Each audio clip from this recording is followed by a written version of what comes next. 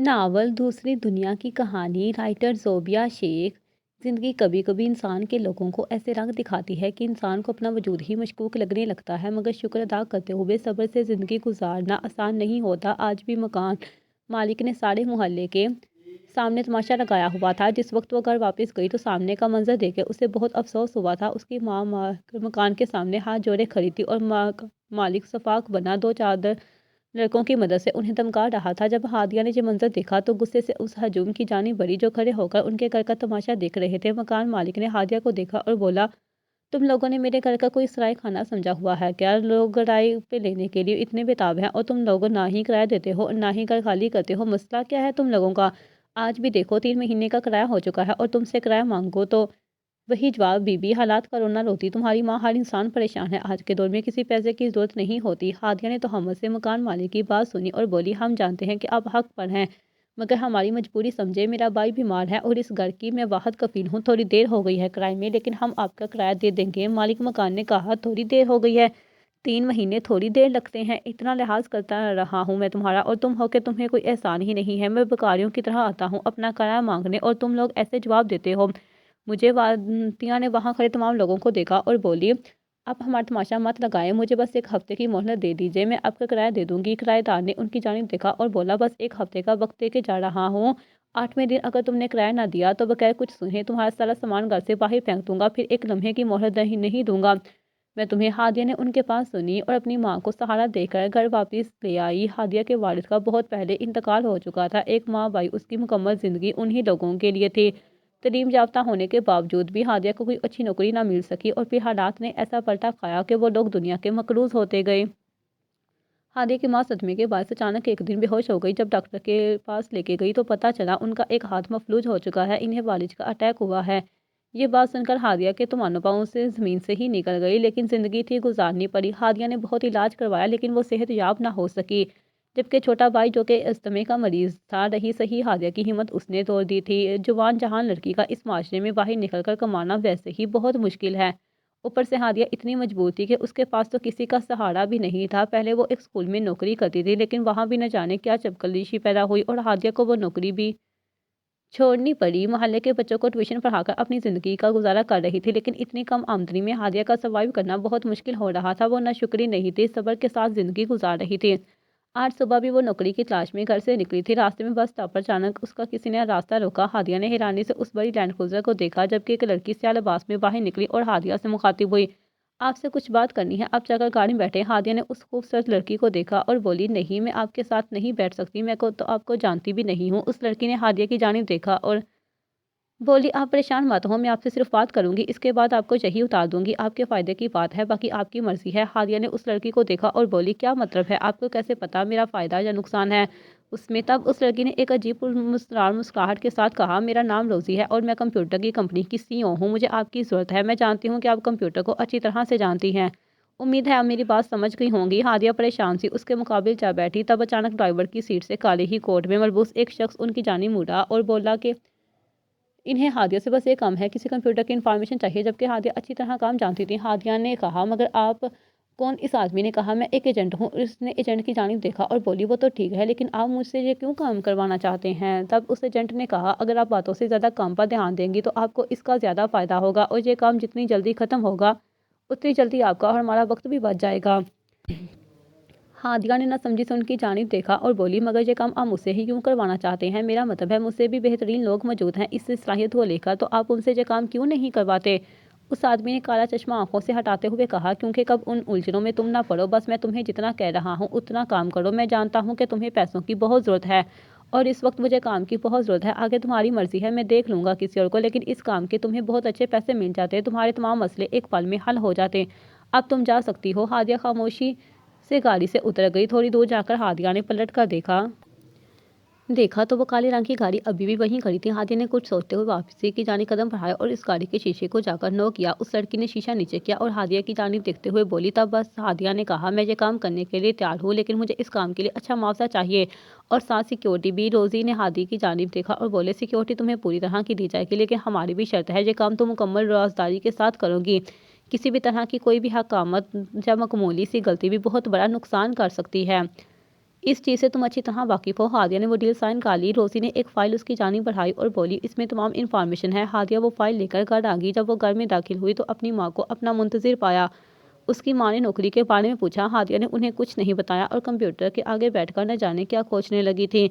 जबकि हादिया की माँ ने बेटी को इतने महव से कंप्यूटर में गुम देखा तो बोली, क्या बात है, आज इस कंप्यूटर की कैसे याद आ गई? नौकरी तलाश करने के लिए गई थी ना? तब हादिया ने उनसे कहा कि नौकरी का इश्तहार इस कंप्यूटर पर देख रही हूँ। हादिया की माँ खामोश हो गई थी। हादिया नहीं चाहती थी कि इस बारे में उसकी माँ को पता चले।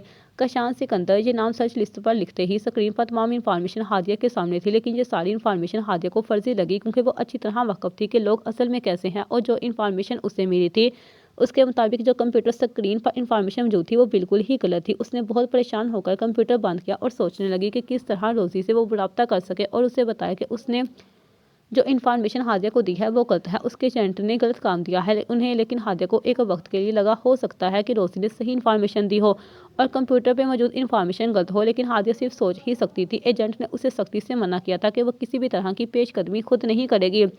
जब तक रोज़ी उसके लिए कोई हुक्म सादर नहीं करती तब तक वो खुद से कुछ नहीं करेगी। हादिया ने भी खुद को ज़्यादा थकाना मुनासिब नहीं समझा और खामोशी से बिस्तर पर लेट गई। उसने सोचा कल सुबह जाकर बस ताकर रोज़ी का इंतजार करे कि हो सकता है कि वो उससे मिलने के लिए आ जाए। एक मरतबा तो हादी को खुद पर ही गुस्सा आया था। इतनी बड़ी डील साइन कर ली और राब्ते का कोई ज़रिया भी उससे मसूल नहीं हुआ था। अगर वो किसी मुसीबत में फंस भी गई तो किसको मदद के लिए बुलाएगी? इतनी बेवकूफ़ वो कैसे हो सकती है अपने बारे में?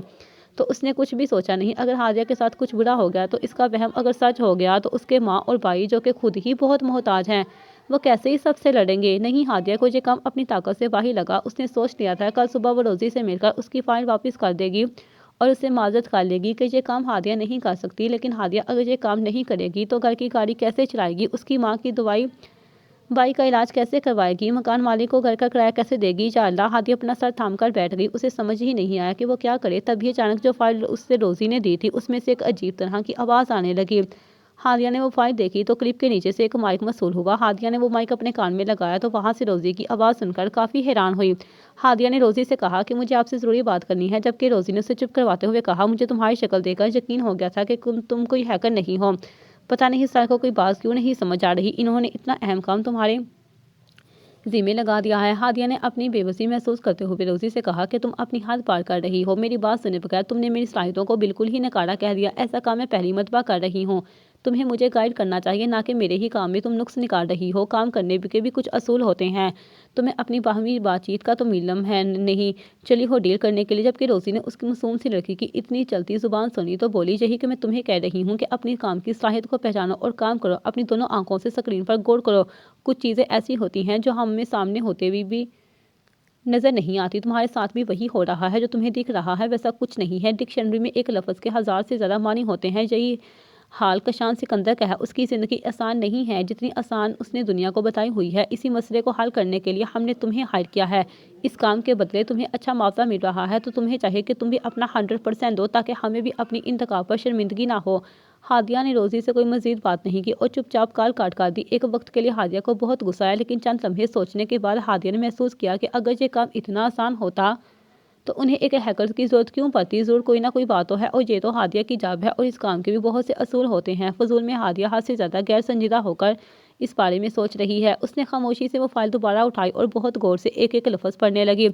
बहुत कुछ ऐसा था जिसको पढ़कर हादिया का दिल किया कि वो अपनी अकल पर मातम करे। यानी कि रोज़ी ठीक कह रही थी, जो कुछ नज़र आ रहा है वैसा कुछ भी नहीं है और जो कुछ नज़र नहीं आ रहा वही ढूंढने का काम तो हादिया के ज़िम्मे लगाया गया था। हादिया ने साइड आ जाकर इस फाइल में मौजूद टास्क को पूरा किया था। आखिर में कशान सिकंदर के आगे से सिकंदर उसने हटाया, मगर मुस्कुराते हुए उसका नाम वापस जोड़ दिया। हादिया अपनी इस साहित्य से कितनी बेखबर थी इसे तो मालूम ही नहीं था, मगर लोग उसे दुनिया के सामने खुद को जाहिर करते हैं जैसे इनसे अच्छा कोई है ही नहीं। वो तो फरेब और चालबाजी से बिल्कुल ही बेखबर है। ऐसी ही शख्सियत थी कशान सिकंदर की। मगर वो कहता है ना, हर चालाक इंसान अपने राज का कोई ना कोई सुराग ज़रूर छोड़ जाता है। मामूली सी गलती ने कशान सिकंदर के अशियाने को जला कर रख दिया था और वो ये गलती हादिया के सामने थी। अगली सुबह हादिया वो इन्फॉर्मेशन की फाइल लेकर बस स्टॉप पर खड़ी थी। हादिया भी सोच ही रही थी कि रोज़ी से रब्ता करें, मगर इससे पहले ही काले रंग की लैंड क्रूज़र उसके पास आकर रुकी। हादिया उस कार में बैठी मगर गाड़ी स्टार्ट हो गई। हादिया ने शोर मचाते हुए कहा, मुझे यहीं उतार दे, मैं बस ये फ़ाइल देने आई हूँ। जबकि ड्राइवर ने कहा, आपको भी हमारे साथ चलना होगा, ये फ़ाइल अब मैम को खुद दे दीजिएगा। हादिया खामोश हो गई। उसने जो सोचा खुद जाकर अपनी माँ से बात करें। اس کے بعد ہادیہ کی زندگی کتنی اچھی ہو جائے گی، یہی سب کچھ سوچ سوچ کر ہادیہ مسکرا رہی تھی۔ اچانک گاڑی کو بریک لگی اور ہادیہ شیخ چلی جیسی سوچ سے باہر نکلی۔ ایک بہت خوبصورت ہی بلڈنگ تھی جس کے اندر وہ لوگ جا رہے تھے۔ وہ لوگ ایک اپارٹمنٹ میں داخل ہوئے تو ہادیہ کو بہت حیرت ہوئی۔ اس نے آج سے پہلے اتنا خوبصورت اپارٹمنٹ نہیں دیکھا تھا۔ جیسے ہی ہادیہ اپارٹمنٹ میں داخل ہوئی، پیچھے سے دروازہ بند ہو گیا۔ اس نے گھبرا کر دروازہ بجانا چاہا، لیکن تب ہال میں ایک آواز گونجی اور ہادیہ سیدھی اس جانب چل دی۔ السلام علیکم سر۔ مگر سامنے دیکھ کر غیر گنیستہ طور پر ہادیہ کے ہاتھ سے وہ فائل چھوٹ کر زمین پر گری تھی۔ اسے تو حیرت ہوئی تھی یہ دیکھ کر کہ روزی اور وہ جیٹ جس نے کل اسے فائل دی تھی، وہ دونوں ہی کرسیوں پر بندھے ہوئے بیٹھے تھے۔ ہادیہ نے آگے بڑھ کر ان دونوں کو کھولنا چاہا۔ اچانک کسی کے بوٹوں کی آواز اس سناٹے کو چیرتی ہوئی شور پیدا کرنے لگی۔ ہادیہ نے مڑ کر دیکھا تو اپنے سامنے ماسک پہنے ہوئے انسان کو دیکھ کر وہ حیران تھی۔ ہادیہ کی چھٹی حس نے کچھ غلط ہونے کا اندیشہ ظاہر کیا تو وہ واپس دروازے کی جانب پلٹی، مگر اس سے پہلے ہی اس کی کلائی اس انجان شخص کی گرفت میں تھی۔ ہادیہ کو تو کرنٹ لگ گیا تھا۔ اس نے اپنا ہاتھ اس سے چھڑوانا چاہا، مگر اس شخص نے ہادیہ کو دھکا دے کر صوفے پر گرا دیا۔ ہادیہ کو اچھی طرح سے سمجھ آ چکا تھا کہ وہ کس دلدل میں پھنس چکی ہے، جبکہ ایجنٹ اور روزی کو ہادیہ کی آنکھوں کے سامنے اس شخص نے بے دردی سے ختم کر دیا تھا۔ ڈر کی وجہ سے ہادیہ سے رویا بھی نہیں جا رہا تھا۔ وہ شخص روزی اور اس ایجنٹ کا خاتمہ کرنے کے بعد ہادیہ کی جانب پلٹا۔ ہادیہ کو اپنی دھڑکن بہت تیز ہوتی ہوئی محسوس ہوئی اور اسی پل وہ ہوش و حواس سے بیگانی ہو گئی، جبکہ وہ شخص بہت غور سے اس لڑکی کی پل پر بدلتی ہاتھ کو دیکھ کر محظوظ ہو رہا تھا۔ اس نے جھک کر وہ فائل اٹھائی جس کی سب سے اوپر والی سطح پر ہی کشان سکندر بہت خوبصورتی سے لکھا ہوا تھا۔ اس نے مسکراتے ہوئے ہادیہ کی جانب دیکھا اور بولا، لگتی تو تم نہیں اتنی چلاک ہو، لیکن مجھے ایسی ہی انوکھی چیزیں پسند ہے۔ اس نے اپنے گارڈز کو اشارہ کیا اور ہادیہ سمیت وہ لوگ وہاں سے غائب ہو چکے تھے۔ ہادیہ کی آنکھ کھلی تو اس نے ارد گرد نظر گھمائی۔ چاروں طرف دیکھ کر اندازہ ہوا کہ وہ بہت ہی خوبصورت کمرے موجود ہے۔ ہادیہ نے اپنے دماغ پر زور دیا تو اسے ایک ایک بات اچھی طرح یاد آ رہی تھی۔ ہادیہ کو لگ رہا تھا اس نے بہت بڑی غلطی کر دی۔ اتنے بڑے گینگ کے ساتھ ہاتھ ملا کر روزی اور ایجنٹ کا حال سوچ کر اس کے رونگٹے کھڑے ہو گئے تھے۔ اب وہ انسان ہادیہ کو جہاں لایا تھا، نہ جانے وہ ہادیہ کے ساتھ کیا کرے گا۔ ہادیہ کو اپنا انجام سوچ کر ہی خوف آنے لگا تھا۔ اس سے پہلے وہ دوبارہ خوش ہو، اس سے بیگانہ ہوتی، کمرے کا دروازہ کھلا اور ایک لڑکی نے آ کر ہادیہ کو حکم دیا کہ باس اس کو نیچے بلا رہے ہیں۔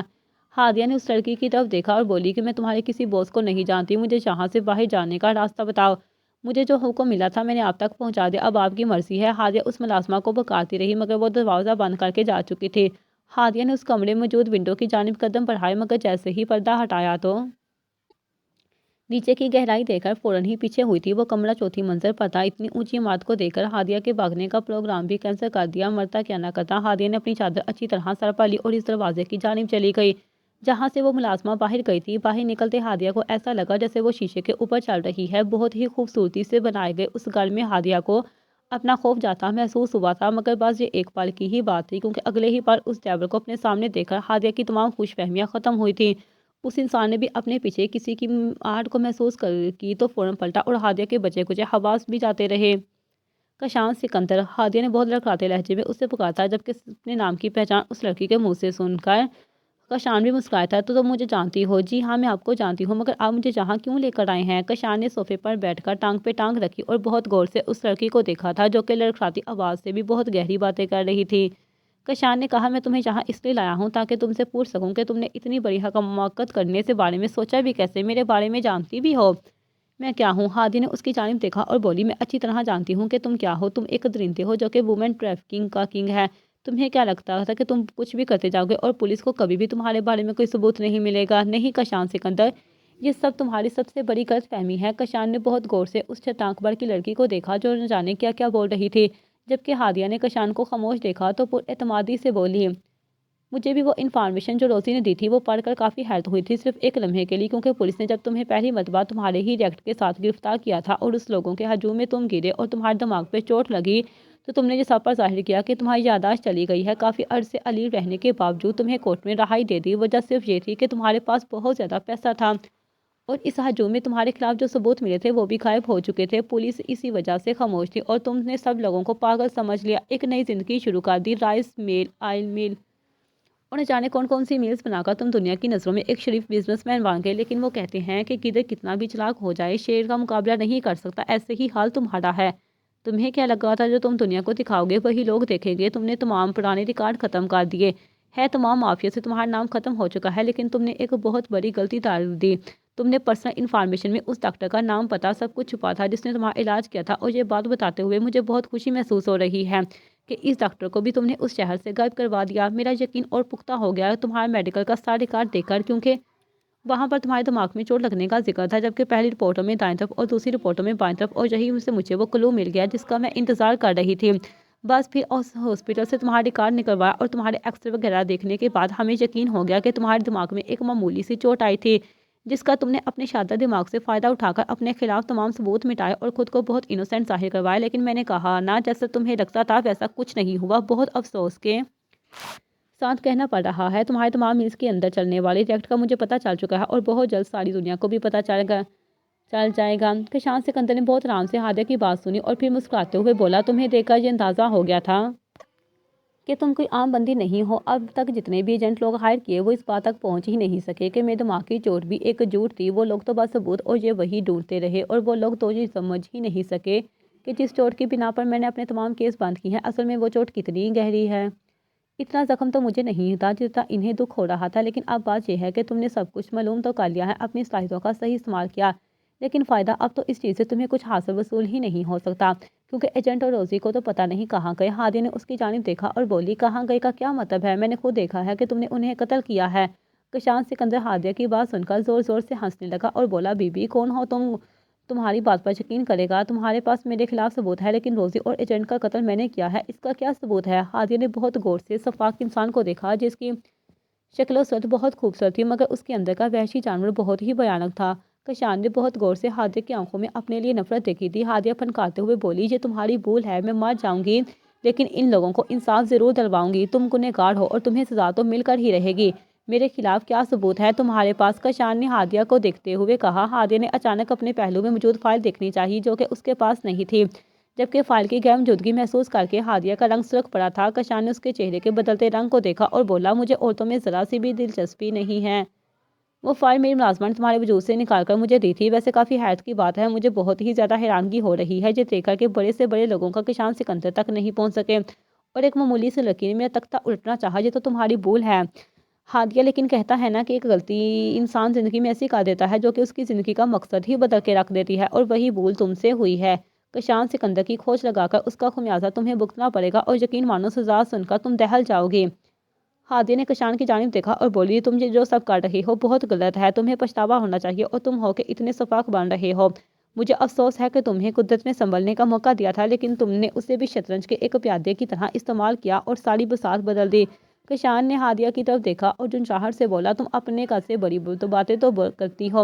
ہادیہ خاموش ہو گئی اور اس نے لمحے ٹھہر کر کشان سے کہا، مجھ سے کیا چاہیے؟ مجھے یہاں سے جانے دو۔ کشان نے اس کی جانب دیکھا اور بولا، ٹھیک ہے جانے دیتا ہوں، لیکن میری ایک شرط ہے۔ ہادیہ نے سوالی نظروں سے کشان کی طرف دیکھا اور بولی، کیسی شرط؟ تب کشان نے کہا، تمہارا کمپیوٹر تم مجھے دو گی، اور وہ فائل کی کلپ بھی جس کی کاپی تمہارے کمپیوٹر میں لگی ہوئی ہے۔ ہادیہ نے کشان کی جانب دیکھا۔ کشان نے ہادیہ کو اپنی جانب دیکھتے ہوئے کہا، تمہیں میں بے وقوف لگتا ہوں؟ اپنے خلاف ثبوت اتنے کھلے چھوڑ دوں گا تاکہ تم سر ڈیٹا بیک اپ کر کے عدالت میں میرے خلاف کیس کرتی پھرو اور میڈیا سے سمپتی حاصل کرو۔ ہادیہ نے اس کی جانب دیکھا اور بولی، جب تمہیں پتہ ہے کہ تمہارے خلاف میرے پاس ثبوت ہیں تو اپنے کرتوتوں کا بھی اچھی طرح علم ہوگا۔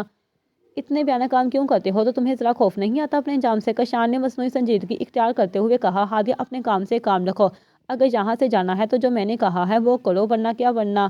ہادیہ نے بھی اسی ٹون میں جواب دیا۔ بس اسی لمحے کشان سکندر کا پالیا ہوئے ہوتا اور اس کی برداشت نے جواب دیا تھا۔ کشان نے ہادیہ کے بازو جکڑے اور بولا، تم سے ذرا نرمی سے بات کر رہا ہوں تو سر پر چڑھ رہی ہو لڑکی، چونٹی جتنی اوقات بھی نہیں ہے تمہاری، مسل بھی دوں گا تو کوئی پوچھے گا نہیں۔ ہادیہ نے بھی بے خوف ہو کر اس کی آنکھوں میں آنکھیں ڈالی اور بولی، اگر میری کوئی اوقات نہیں ہے تو مجھے یہاں سے جانے دو، میں باہر نکل کر بتاؤں گی کہ میری کیا اوقات ہے، اور تم اچھی طرح جانتے ہو کہ میرے پاس تمہارے خلاف کون سے ثبوت ہیں۔ تمہاری اس نام نہاد عزت کے پر خرچے اڑا دوں گی۔ کشان کی چھٹی حص نے کام کیا اور اس نے ہادیہ کے دونوں بازو چھوڑتے ہوئے کہا، میرا تم سے وعدہ ہے، اب تم آسمان کو دیکھنے سے بھی ترس جاؤ گی۔ کیا مطلب ہے اس بات کا؟ ہادیہ نے ڈرتے ہوئے کشان کی جانب دیکھا، مگر اسی لمحہ ہادیہ کو اپنی گردن پر کسی چیز کے چبھنے کا احساس ہوا۔ ہادیہ نے پلٹ کر دیکھا تو اسی ملازمہ نے ہادیہ کی گردن میں ایک انجیکشن لگا دیا تھا۔ ہادیہ کو اپنا دماغ تاریکی میں جاتا محسوس ہوا اور وہ بے ہوش ہو گئی۔ کشان، کب تک اس لڑکی کو یہاں رکھنے کا ارادہ ہے؟ کشان کے دوست نے اسی سے سوال کیا۔ کشان سکندر نے اسے دیکھتے ہوئے کہا، اس بات کا تو مجھے خود بھی نہیں پتا۔ کیا مطلب ہے؟ اس کے دوست نے پیٹ سے پوچھا۔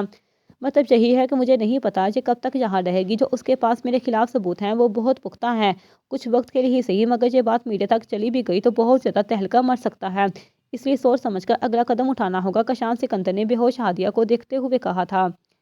ہادیہ کو جب ہوش آیا تو وہ اسی کمرے میں موجود تھی، اس کی ضرورت کی ہر چیز اس کے کمرے میں موجود تھی، جبکہ وہی ملازمہ اسے کھانا بھی دے گئی تھی۔ ہادیہ نے اسے باہر جانے کے لیے بہت کہا لیکن اس نے ہادیہ کو کمرے سے باہر نہیں نکلنے دیا۔ ہادیہ خاموشی سے بیٹھ گئی۔ بیٹھے بیٹھے اس نے ایک بات سوچی کہ وہ کشان سکندر کی بات مان لیتی ہے، اسی جملے میں پڑتی ہی نہیں ہے۔ اس کی برا سے کچھ بھی ہو وہ سارے ثبوت کشان سکندر کو دے دے گی اور واپس اپنی دنیا میں لوٹ جائے گی۔ یہ سب کچھ ہادیہ کے بس کی بات نہیں تھی۔ اپنی ماں اور بھائی کی فکر میں وہ گل رہی تھی۔ دروازہ بند تھا، لاکھ کھٹکھٹانے کے باوجود بھی وہ دروازہ نہیں کھلا تھا۔ ہادیہ تھی تھک ہار کر وہیں بیٹھ گئی۔ عجیب سی آواز پر ہادیہ نے بے چین ہو کر آنکھیں کھولی، مگر خود کو ایک انجانی جگہ دیکھ کر اس کو اپنے حواس جاتے ہوئے محسوس ہوئے۔ پاگلوں کی طرح ہادیہ جہاں سے وہاں اس کمرے کی دیکھ رہی تھی جہاں پہ بے جان چیزیں بہت بڑی تھی، مگر انسان کوئی بھی نہیں تھا۔ ہادیہ نے چار طرف دروازے کھٹکھٹائے لیکن کوئی بھی دروازہ نہیں کھلا۔ تبھی کوئی انسان اس کی آواز سن کر اندر آیا تھا۔ چیخ چیخ کر ہادیہ کا گلا بیٹھ چکا تھا۔ اسے شدید پیاس کا احساس ہوا۔ تبھی ایک جانب سے کشان سکندر اسے آتا ہوا نظر آیا تھا۔ اس وقت ہادیہ میں ذرا سی بھی ہمت نہیں تھی کہ وہ کشان سے کسی طرح کی بات کر سکے۔ جب کشان نے اسے یوں کمزور اور مجبور دیکھا تو بولا، اس لیے کہتے ہیں انسان کو بہت کچھ کرنے سے پہلے سوچ لینا چاہیے کہ ایک معمولی سی غلطی بھی اس کے لیے کتنا بڑا عذاب بن سکتی ہے۔ ہادیہ میں تو ذرا سی بھی ہمت نہیں تھی کہ وہ کھڑی بھی ہو سکے۔ کشان کی اشارہ کرنے پر ملازمہ نے ہادیہ کو پانی کا پلایا۔ پورا گلاس اس نے ایک ہی سانس میں خالی کر دیا تھا۔ ہادیہ نے پانی پینے کے بعد کشان کے سامنے اپنے دونوں ہاتھ جوڑے اور بولی، تم جو چاہتے ہو میں کر دوں گی، تمہیں وہ سارے ثبوت چاہیے نا تم لے لو، مگر مجھے یہاں سے جانے دو، میری ماں میرا انتظار کر رہی ہوگی۔ جب کشان نے اسے اتنا بے چین دیکھا تو مسکرا کر بولا، اگر تم یہ سب کچھ پہلے ہی کر لیتی تو اتنی پریشانی کی تو بات ہی نہ ہوتی۔ ہادیہ نے اپنے بے ایمان آنسو کو گالوں پر بہنے سے روکا، لیکن پھر بھی وہ اس کی لاچاری کو ظاہر کر چکے تھے اور سامنے کھڑا انسان اس کی مجبوری سے بہت ہی زیادہ لطف اندوز ہو رہا تھا۔ کشان سکندر نے ہادیہ سے کہا کہ اس کے ہائر کیوبے ہیکر کو وہ تمام معلومات حاصل کرنا سکھا دے جو اس نے کشان کے بارے میں اپنے میتھڈ سے اکٹھی کی تھی۔ ہادیہ نے اس کی بات مانی اور کشان کی تمام انکشافات اس کے ہیکر کو بتانے لگی، جبکہ کشان سکندر دور بیٹھا بہت غور سے ہادیہ کو دیکھ رہا تھا جو ایک ایک کر کے بہت سے انکشافات اس پر ظاہر کر چکی تھی۔ وہ ہیکر بھی کافی حیران تھا کہ جو معمولی سی دکھنے والی لڑکی اس قدر ذہین ہو سکتی ہے، مگر ہادیہ کو صرف اس وقت اپنے گھر واپس جانا تھا۔ وہ جلد از جلد کشان سکندر جیسے انسان کے چنگل سے نکلنا چاہتی تھی، لیکن جو اس کی بھول تھی کیونکہ ساری انفارمیشن اور ڈیٹا کشان کے ہیکر کو دینے کے باوجود بھی جب ہادیہ نے وہاں سے جانے کی فرمائش کی تو کشان نے کہا کہ تم یہاں سے نہیں جا سکتی، جبکہ کشان کی ایسی بات سن کر ہادیہ کو اپنا دل بند ہوتا محسوس ہوا تھا۔ ہادیہ نے کہا، جیسا تم نے کہا تھا میں نے سب کر دیا اور میرے تمہارے خلاف نہ ہی کوئی کیس کروں گی نہ ہی کوئی ثبوت رکھوں گی، بس مجھے یہاں سے جانے دو، میرا دم گھٹ رہا ہے۔ کشان سکندر نے اس کی جانب جھک کر کہا، اب تم یہاں سے کہیں نہیں جا سکتی، تمہیں اپنے بھائی اور ماں سے ملنا ہے، میں انہیں یہی لے آتا ہوں، لیکن تم یہاں سے کہیں نہیں جا سکتی۔ ہادیہ نے بے چین ہو کر اس کی جانب دیکھا اور بولی، لیکن کیوں نہیں جا سکتی میں یہاں سے؟ کشان نے کہا، میرے پاس جو ہیکر ہے وہ اتنا قابل نہیں ہے جتنی تم ہو، اور اس کے پاس وہ صلاحیتیں ہیں ہی نہیں جو کہ تمہارے قبضے میں ہے، لیکن اب تم میرے قبضے میں رہو گی، تم چاہو یا نہ چاہو، لیکن تم یہاں سے کہیں نہیں جا سکتی۔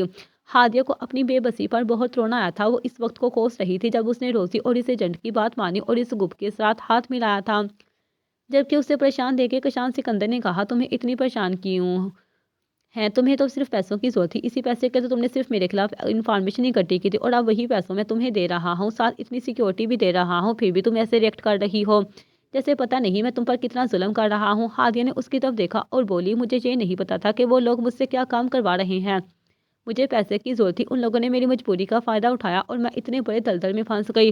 مجھے اگر ذرا سے بھی بھنک ہوتی کہ وہ مجھ سے یہ سب کروا رہی ہیں تو میں کبھی بھی ان کا ساتھ نہ دیتی اور آج مجھ پر مصیبت نہ آتی۔ تمہیں خدا کا واسطہ ہے مجھے یہاں سے جانے دو، میں مجبور ہوں، میں اپنی مجبوری سے خود لڑوں گی، لیکن میں تمہارے ساتھ ہاتھ ملا کر جان بوجھ کر کسی گناہ میں شریک نہیں ہونا چاہتی، مجھے یہاں سے جانے دو۔ کشان سکندر نے اس کی طرف دیکھا اور ہاتھ میں موجود گلاس زمین پہ دے مارا اور بولا، کیا گناہ لگا رکھا ہے؟ میں کیا گناہ کرتا ہوں؟ تمہیں کچھ بھی پتا ہے؟ تمہیں لگتا ہے جن لوگوں کے ساتھ تم مل کر پہلے کام کر رہی تھی وہ بہت اچھے لوگ ہیں، وہ ایجنٹ وہ روزی جن کا مذہب بھی نہیں پتا، تمہیں وہ لوگ اچھے لگتے ہیں؟ یہ تمہاری غلط فہمی ہے ہادیہ، میری بات غور سے سنو، میں ایک سیکرٹ ایجنٹ ہوں، یہ سب جو کچھ ہوا ہے کہ مجھے چوٹ لگی اور پولیس کی گرفت سے میں نکل گیا، دراصل ایک بہت بڑا پروپیگنڈا تھا جسے میں نے پکڑا تھا اور اس کا الزام ان تمام بڑے لوگوں نے مجھ پر ہی ڈال دیا۔ میرا ایک ریئیکٹ ہے جو کہ 11 لوگوں پر مشتمل ہے، ہم سب مل کر کالج اور ہاسٹلوں میں ہونے والی لڑکیوں کے ریئیکٹ کو پکڑتے ہیں۔ میری بہن تھی جو کہ کالج میں پڑھنے کے لیے جاتی تھی، اچانک اس کی زندگی میں ایک لڑکی آئی، وہ ہمارے گھر آنے جانے لگی۔ اس وقت میں MBA کی پڑھائی کر رہا تھا، میری بہن نے نئے کالج جانا شروع کیا تھا، مجھے زیادہ اپنی جاب کی فکر تھی، ہمارے والد نے ہمیں اکیلا پالا تھا۔ وہ لڑکی پتہ نہیں کیسے میری بہن کی اتنی گہری دوست بن گئی اور ایک دن میری بہن گھر سے نکلی کہ وہ اپنی دوست کی سالگرہ میں جا رہی ہے، اس دن کے بعد وہ کبھی واپس نہیں آئی۔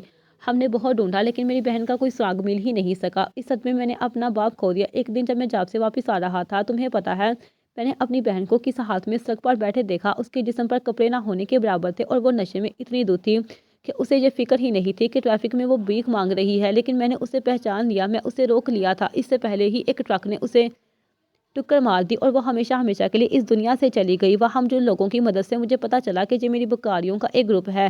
جب میں نے چھپ کر اس گروپ پہ نظر رکھی تو اس گروپ کی لیڈر میری بہن کی دوست نکلی۔ وہ لڑکی یہی کام کرتی ہے، نئے نئے کالجوں میں جا کے لڑکیوں سے دوستی کرتی ہے، پھر انہیں نشہ اور ادویات کا عادی بنا کر دوسرے گروپوں کو بیچ دیتی ہے۔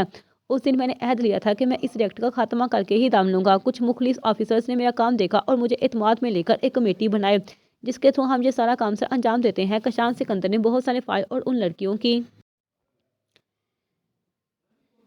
ساری انفارمیشن ہادیہ کے سامنے کر دی۔ ہادیہ کو تو سچ کرا ہی کیا تھا۔ وہ سب کچھ سن کر ہادیہ اتنی زیادہ بری ہے اس علم نہیں تھا۔ ہادیہ نے شرمندگی کے باعث نظر اٹھانا ہی مناسب نہیں سمجھا۔ کشان اس کو اسی ہاتھ میں چھوڑ کر کمرے سے باہر نکلتا چلا گیا۔ ہادیہ ایک ایک کر کے معصوم لڑکیوں کی تصویریں دیکھتی جا رہی تھی جن کے منہ پر کراس کا نشان تھا، یعنی کہ وہ لڑکیاں اس گروپ کے ہاتھوں رسوا ذلیل ہو کر نہ جانے اپنی زندگیاں کہاں گزار رہی تھی۔ ہادیہ نے ساری انفارمیشن پڑھی، ایک ایک لڑکی، ان کے ماں باپ کی پولیس میں کروائے گی رپورٹیں، کالجوں میں ان کی سی وی، ان کے پرانے ریکارڈ، ان سے بہت رونا آیا تھا کہ لڑکیاں اپنی تعلیم حاصل کرنے کے لیے کتنی محنت کرتی ہیں، تعلیم حاصل کرنے کے لیے کہاں کہاں جاتی ہیں اور تعلیمی اداروں میں ان سب کے ساتھ اتنا بھیانک حادثہ ہوتا ہے اور ان کی زندگی کا مقصد ہی بدل کے رکھ دیتا ہے۔ سوچ کر ہی روح دہل جاتی ہے۔ پتہ نہیں ان معصوم لڑکیوں کے خواب خواہش ہے کیا اور کیا ارمان ہوں گے جب وہ پورا کرنا چاہتی ہوں گی، لیکن ایسے درندے ان کی زندگی برباد کرنے سے پہلے ایک لمحے کے لیے نہیں سوچتے۔ ہادیہ نے اپنے آنسو صاف کیے اور تمام کاغذوں کو اکٹھا کر کے ٹیبل پر رکھ دیا اور کچھ سوچتے ہوئے وہ کمپیوٹر کے آگے بیٹھی تھی۔ کچھ دیر بعد اس کی سوچ کے برعکس کشان سکندر واپس اس کمرے میں آیا تھا۔ ہادیہ نے مسکرا کے اس کی طرف دیکھا اور کشان بھی حیران کن نظروں سے اس لڑکی کو دیکھ رہا تھا جو پل پل میں اپنی بدلتی ہوئی شخصیت سے اسے حیران کر رہی تھی۔ ہادیہ نے اس کی طرف دیکھا اور بولی، مجھے پتا ہے تم حیران ہو گئے ہو لیکن اب یہی حقیقت ہے۔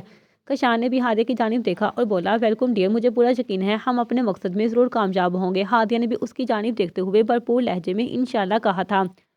اگلے دن ہادیہ کی زندگی کا نیا سفر شروع ہو گیا تھا۔ کشان سکندر تو بہت حیران تھا کہ اس کی زندگی نے کیسا پلٹا کھایا ہے۔ جبکہ ہادیہ اپنی ماں سے ملنے گئی اور انہیں اپنے ساتھ لا کر ایک محفوظ جگہ پر رکھ لیا تھا۔ شام کے وقت جب وہ کشان سکندر سے ملنے کے لیے آئی تو اپنا تمام پروگرام اس نے کشان کو بتا دیا اور نئے پیپرز کے ساتھ وہ ایک علاقے کے کالج میں داخل ہوئی۔ کالج والوں نے ایک دو باتیں پوچھنے کے بعد اسے اس کالج میں ایڈمیشن دے دیا تھا۔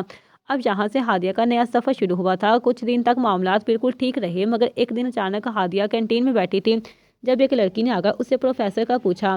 ہادیہ نے مسکرا کر اس لڑکی کو جواب دیا تھا۔ وہ بہت خوش شکل اور کافی ایکٹیو لڑکی تھی۔ ہادیہ سے اس کی چند ہی دنوں میں دوستی ہو چکی تھی۔ وہ دونوں کالج میں اکثر ساتھ پائی جاتی تھی۔ 4 مہینے کا عرصہ گزر چکا تھا۔ تمام کالج والے انہیں بیسٹ فرینڈز کہتے تھے مگر ایک دن اچانک وہ لڑکی ہادیہ سے کہنے لگی کہ اس کی منگنی اس کے ماموں کے بیٹے سے ہو رہی ہے۔ ہادیہ سن کر بہت خوش ہو گئی تھی اور اس کی دوست نے اسے منگنی پر انوائٹ بھی کیا تھا۔